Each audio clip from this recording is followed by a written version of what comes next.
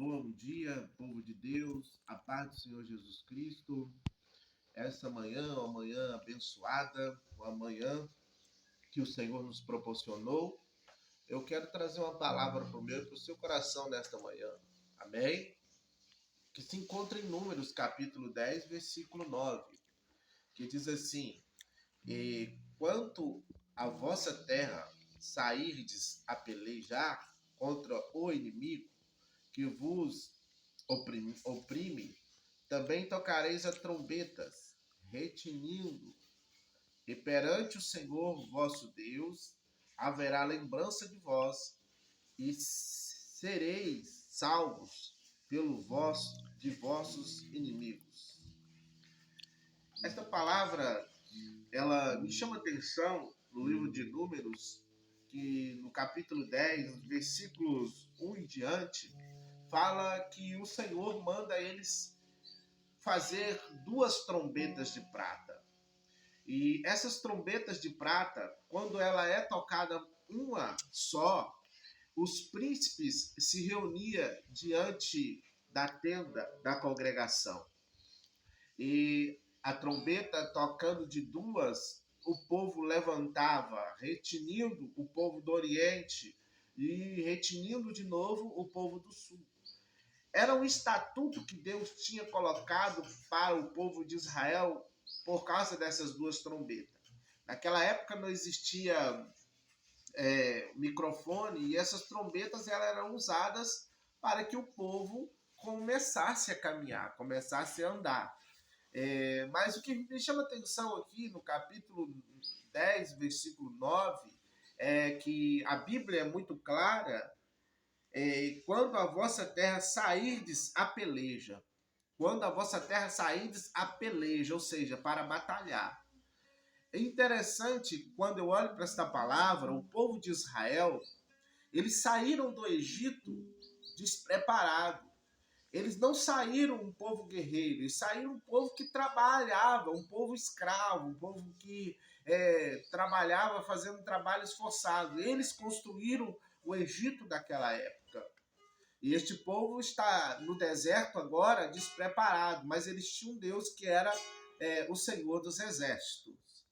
Mas dentro desta palavra eu posso ver aqui que um povo que não tinha, na verdade, uma estrutura bélica, uma estrutura de exercício para pelejar, a Bíblia diz que quando sairdes para pelejar, quando eles saíssem para pelejar, quando eles fossem para a guerra, a Bíblia diz contra o vosso inimigo, quando eles fossem para a guerra contra o vosso inimigo, era para tocar a trombeta retinindo, que o Deus lembraria deles e eles seriam salvos.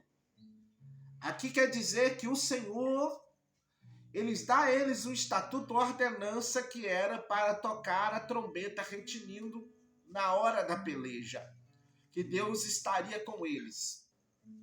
Quando eu olho para esta palavra, eu lembro de Êxodo 14:14. Eu pelejarei por vós e vós calareis. É Deus provando para o seu povo que ele peleja por ele.